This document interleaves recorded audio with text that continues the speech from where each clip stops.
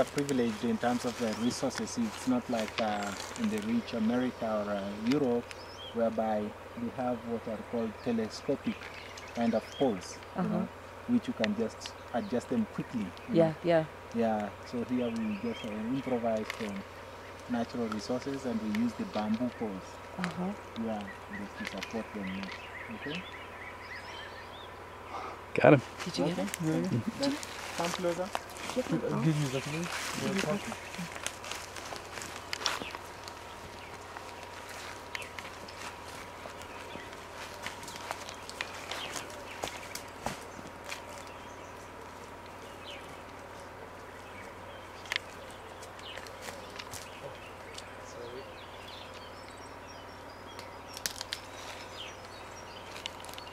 So you can see actually, this is what I was telling you as the pocket. So each and every shelf has got a pocket, you see that? Yeah. And no matter which direction the bird flies in, if it flew in from this, it is going to be attached on that side. So normally the first thing is you look on which side the bird has come in from. So like in this one, it came in, flew from our direction, it was going in the opposite direction.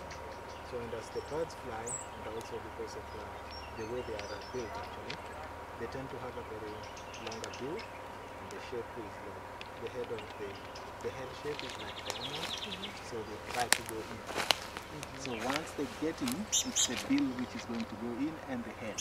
Okay? Then they realize that they have been caught, they try to do a backward thrust kind of a movement, and they end up their wings being caught. And once they feel that they have been caught, they try to swirl around and their feet got entangled and they are always exposed on the belly. So you just check on the belly opening and you can open it up like that. You see it's very, very safe. Yeah, it's a very safe method. So you just hold the bird by the knee line there and you work your way on their feet, okay?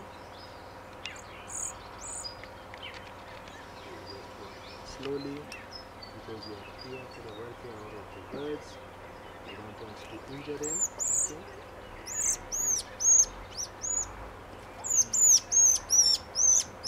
On the other leg again.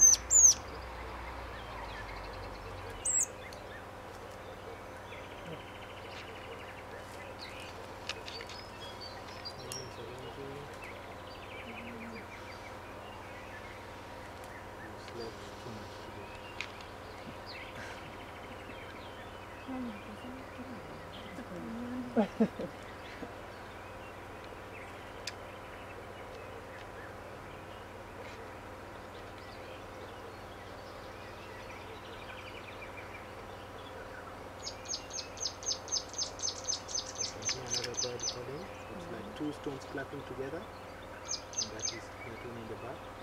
Yeah, that's called a tawny flanked premium. Okay, once you hold it like that and bring it out, you see the wings have been held, and you just unwind them. Okay.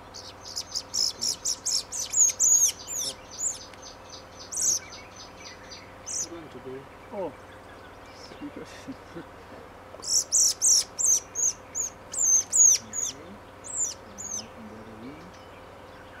so at this point you can hold them in what is called ringer's grip, which is a very safe method. Just to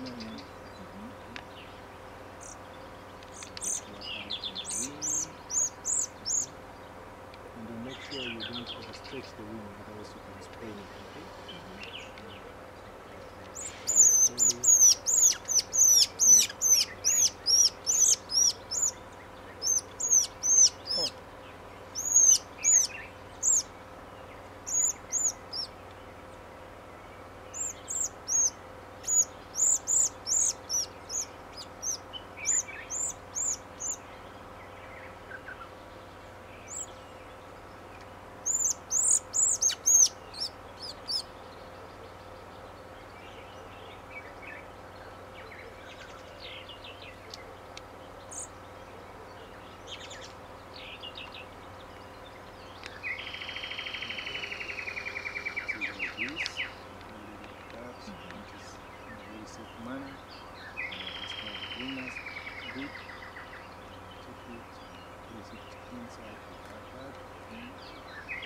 Okay, head first.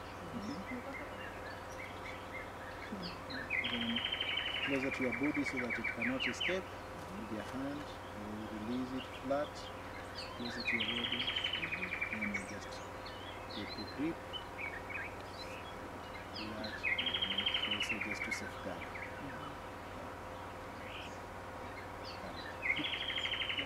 So you see it has kept quiet now because the stress level has gone down drastically because it is just seeing all dark. Yeah. You can handle the bird using your left hand. Okay? Yeah. So with the left hand again closer to my body, just to minimize the risk of escaping. You put it always closer to your body, okay? And while you are inside the bird bag, you try just to get it to the neck area, and you get the grip, and you bring it out like that, okay? And once we've used the bird bag, we don't reuse it again. This is only to minimize also the risk of passing on ectoparasites from one bird to another, okay? So we don't reuse it again. Yeah. Because birds have got two kinds of parasites. There are what are called ectoparasites, and these ones are mostly on the outside through the wings and all that, fiddling around the feathers, okay? And there are endoparasites, which are always internal, okay? Yeah.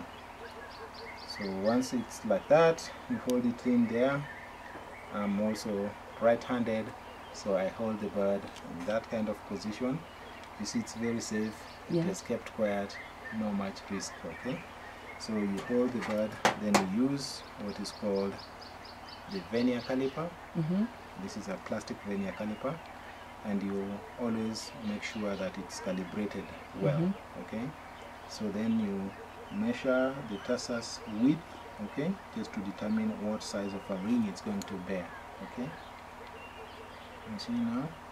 But for that, you just swing it around and you get to read out the measurements, and that is 3.1. Okay? So that is around 3.1, diameter is 3.1 millimeters, okay? So now with that I can tell outrightly what ring it's going to bear. So it's going to bear a BB size ring, okay? So I check also again with my book, and I try to see which last ring of a BB was used. So like this one is 32, so the next one is going to be 33. Yeah, 33. 33 is already out, so 34. Yeah, it's always good you correspond, so that if there is any missing ring, you can know exactly at that point in time. You know, it's like once you've done data entry on your Excel sheet, got any mistake, it's very difficult to get the mistake by that time. Then you hold, this is what is called the ringer's pliers, and this is a 5-hole ringer's pliers. It's mostly for the small sized rings, okay? So in this case, you put it on the 4th, okay? And you see the ring is almost like a C-shaped, okay? Then you hold the bird again safely in that manner, and you see the angle I'm using? Yeah. It's directly. Then you just squeeze in a little bit, okay? Just to close in, okay? Then after that, you make the split face upward, okay? And with the same hole, you press until now this ring is tight and firmly secured.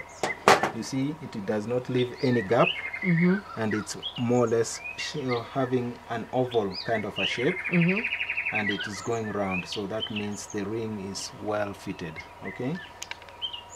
So even if anybody has got binoculars, they can read off even the numbers, you see?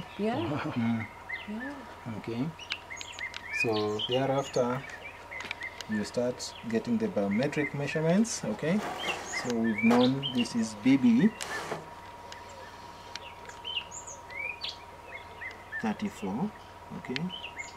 So for the species name here, I usually use the Latin name because it's much more easier and universal.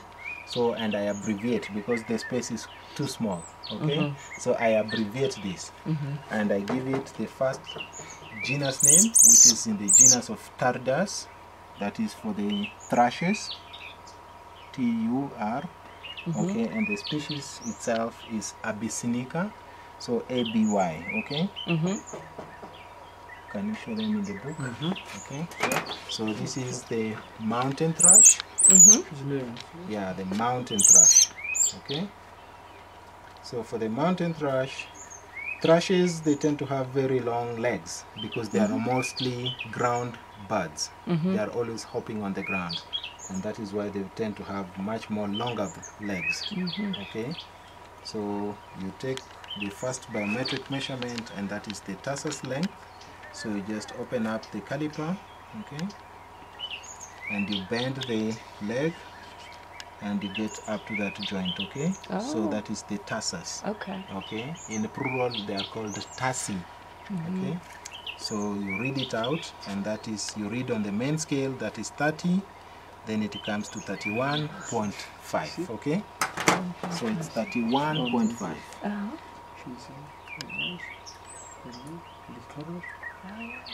Okay, so 31.5. Okay. Okay, then you hold the bird that way. Okay, so it's very safe, and it exposes for you the upper parts. You take the ruler, and you can see the ruler is stopped at the end for the wing. So you just swing it under the wing, okay, and you place it right to the top there, okay, and you straighten the wing chord and you read it out, okay. So it's 112, okay. Yeah, so 112, okay. 112. Then in the same position, you hold it in a safe way like that. You then bend the caliper, you open up the caliper, and from the back side of the skull, you open up like that, and to the bill, you measure, okay? And that is now coming to 49.4, okay? I'm amazed he was so still that you could do that. Yeah, 49.4. Okay. Then from there, you determine the sex. So this one is like an adult bird. You can see most of the thrushes, when they are youngsters, they tend to be mottled or very speckled, okay? You see the youngsters? Yeah, the juveniles. But in this case, it does not have any of those. So this is an adult bird. Also from the coloration, you can take the coloration of the eye, is also a very good indicator of the age of the bird. And also for the smaller younger birds, usually they tend to have what is called a gape. And a gape is this fleshy part just between the two mandibles on the back side. So that when they are youngsters, they open up their mouths like this, wide open, and the mother will just drop the food directly into their mouths. Okay? You see here? Yeah. Yeah. You see here? Yeah. This one is wide. Yeah. But this one is not. So for the young birds, when they are in the nest, they open up their mouths quite wide, and the mothers just drop the food directly down into their throats. So that is why they've got that gap, so that it enables them to open up much more wider. But at the bird ages, it tends to reduce the gap size. And also for the European birds, because mostly in Europe, the weather patterns and also the daylight hours and the night hours are not the same and variable. So for most of the European birds, they have what is referred to as the tongue spots. The young birds will bear what are called the tongue spots. They'll have two spots on the tongue, either side of the tongue. So the mother will know directly that is the right place to drop the food in between. Okay? Yeah, because at times, because of the daylight hours, it can be during the day, but it's dark already. So the mother has to know exactly where to drop the food. So she uses the tongue spots to know exactly where to drop the food. Okay? So after that, we will check what is called now the molting. Okay? And for most of the songbirds, because birds are divided into two major groupings, we have what are called the songbirds or passerines and non-passerines. Non-passerines are birds which cannot sing, okay? Non-passerines are the birds which cannot sing. They don't have well-developed vocal cords, so they don't sing. They usually growl, okay, like the ducks. The ducks will always, and the geese and all that, okay? Yeah, but these guys, since they've got very well-developed vocal cords, that is why they've got the ability to sing. You hear like those ones singing. Yeah. So for the songbirds, usually they tend to have 10 primary feathers, okay, and 9 secondaries. So the 10 primary feathers, this is the 10th one, which is the outermost, and mostly it's reduced, okay. Then we've got 9. So we've got the 10, 9, 8, 7, 6, 5, 4, 3, 2, 1, okay. And you can see also from the shape, they are different, okay. You see these ones are growing outward. Look at the shape here. They are growing outward, and these ones are growing inward. You see that? So you can tell. You see that and that. They are different. Shapes. Yeah, different shapes. So for the primaries are 10, and for the secondaries are usually 9, okay? And the secondaries are 1, 2, 3, 4, 5, 6, 7, 8, 9, okay? And out of these 9, the first 6 are attached onto the main wing, and the last 3 are not attached to the main wing. They are just like suspended. You see this? Yeah, and their main wing, the purpose of the tarsals is actually to safeguard the entire flight wing. So they get the most wear and tear, the tarsals, okay? Yeah, then the inner secondaries are much more protected. Then they, because of the brushing within the bushes, the primaries get worn out very fast. And you can see in this case, okay? So you can tell from the wear and tear. You see the edges? Yeah. They are not the same. Look at the secondaries, you see? They are still very, very new. Even you can see the small point, the very sharp point. Yeah, that means that's a very, very new feather. Yeah, and you can see these ones have already been brushed out. And also looking at the color on the shaft, it can tell you if it's an old feather or a new feather. Old feathers are going to be brown shaft, okay? These ones you can see they are a slaty gray black. This means it's a new feather, okay? So in this case, we'll give them a score of 5, meaning that they are new feathers, okay? And we give them to the power of 10 for the primaries to indicate that there are 10 primaries and they are all new. So then for the secondaries, we also give them another power of 5, and they are the first 6 which are attached onto the main wing. Then we put a stroke for indicating the tarsals, okay? And these are also 5 to the power of 3. So if we add the 6 and 3, those are 9. Then the first one are 10, okay? Then we check on the tail, okay? The tail also seems to be quite new because from the coloration, okay? You see all that? And for most of the tail feathers are going to be 12. Most of the songbirds, they do have 12. And these are all new, okay? So you just say, give it a check mark to indicate that it's a new feather, okay? And you can also take the metric, and you use this kind of a ruler which is straight, not stabbed, and you slide it just under the wing, under the tail, and you get the last measurement and you read it out, okay? So that's around 84, okay?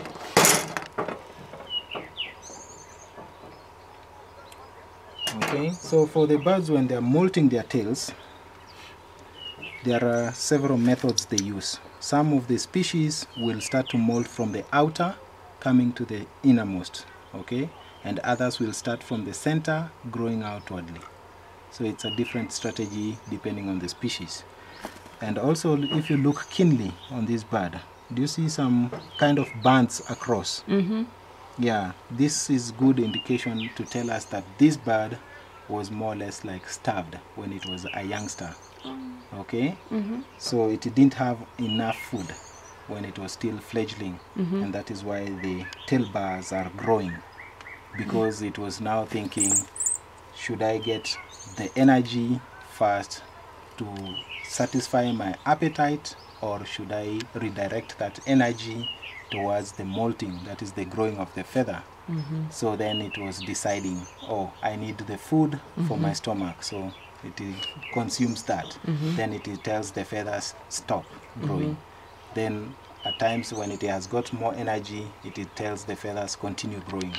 So by growing in stages, that is why the tail bands have developed. Yeah, okay. Then also we check on the breeding biology. So we hold the bird upside down like that, and we blow on the center belly area. Have you seen that? You can see it's quite wrinkled and defeathered. Yeah, so that is also chemical and hormonal changes within the birds. They know exactly when I'm going to be laying eggs, and once I've laid the eggs, I need to give the eggs direct heat contact. So that is why they become defeathered, okay, to give the egg direct heat contact. And because of that, that is why also you see the skin is quite wrinkled. You see? Yeah. And the blood capillaries are also exposed because blood is rushing in there. Yeah, so that they can give it direct heat. Okay, so you can tell this bird is breeding. Then also if you check on this lower area, you see that? Where I'm blowing? Yeah. Yeah, that is what is called the cloacal protuberance, okay? That is actually the sexual organ of the birds, okay? And from the shape, you can tell also the male or the female. You see, this one is like a C, like a crescent. Yeah, this is a female actually. And it's not protruding upward like a man, okay? Yeah, so this is an adult. So we can ascertain for sure it is an adult bird, okay? And it is a female, okay? So anything else? Any question? So has she, because it's wrinkled and like that, had she just had eggs? Yeah, and laid on her yeah, eggs? she's actually having eggs. Yeah, so that is why we have to process quickly. Okay. So is this a bird that migrated from No, somewhere? this is just a resident bird. Resident bird, okay. Yeah. So And the rain is come. The rain is not drop in the skin. Why? Oh, yeah. If you look on the upper side here, do you see that gland? Yeah. You can see it's all yellow. That means that is all oil, okay? And that is called a preen gland, like when the birds are preening. Yes. Preening is a process whereby when the birds are at rest, usually you'll see them tucking their bills on the backside. They are getting actually oil from that gland, and they rub it on their feathers to make them waterproof. That is when the birds can stay still and just water drips off them. Yeah. Okay. So after you've just calibrated the balance, This material you haven't. Yeah. Wait. okay, so then you just put her in like that, and she's going to be very calm, and you read off. So it's 61.1, okay?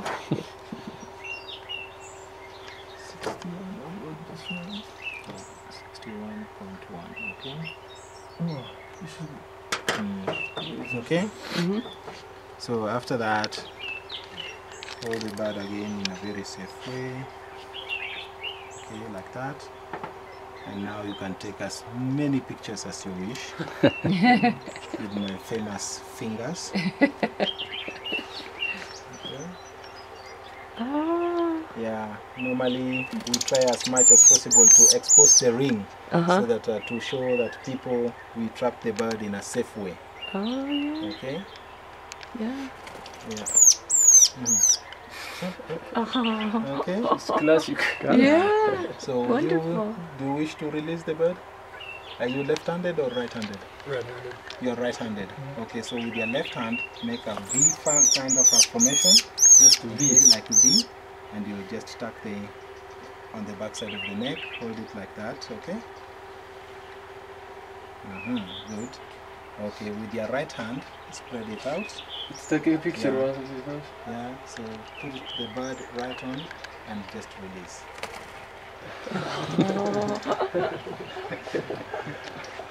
We have another also. Ah, there is another one.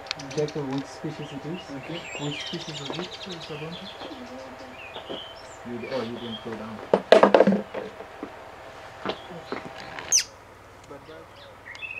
Right.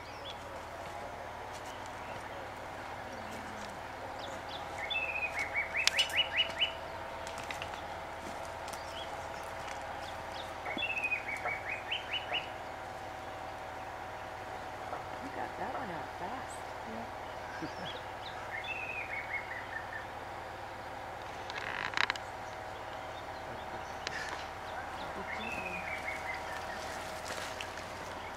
He's got more.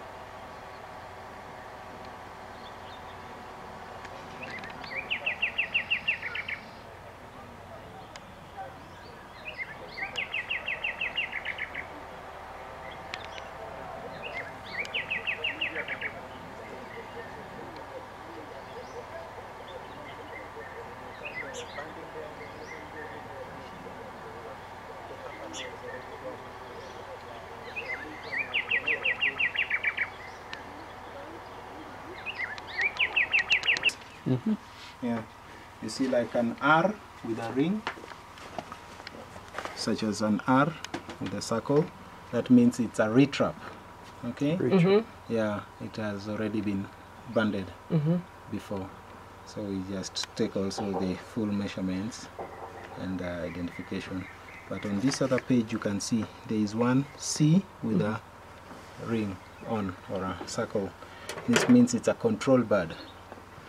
It was not from my rings.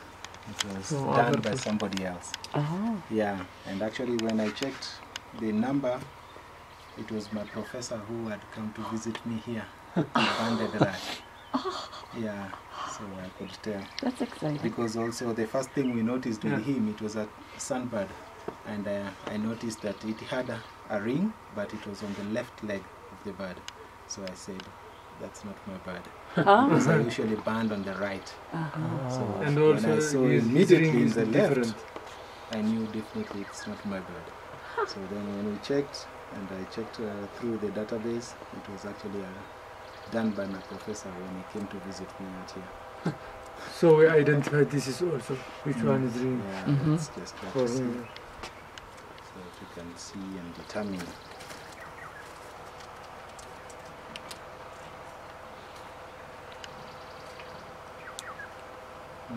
So we study birds actually, one, because birds are very easy to identify because of they have also the natural artistic value, because of their coloration and all that.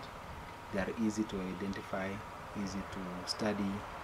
You can, through field observation, you can also trap them, and you can use different methods also for trapping the large birds of prey and all that. Okay. This is from today, 35. Today's? Yeah, it is this bird. The second, the second one. It was just here. You remember the two? Yeah, so it's the And same also one. his love tail. Yeah, the tail you can see it's also Oh, yeah. For the That's second just a day. few minutes ago, yeah.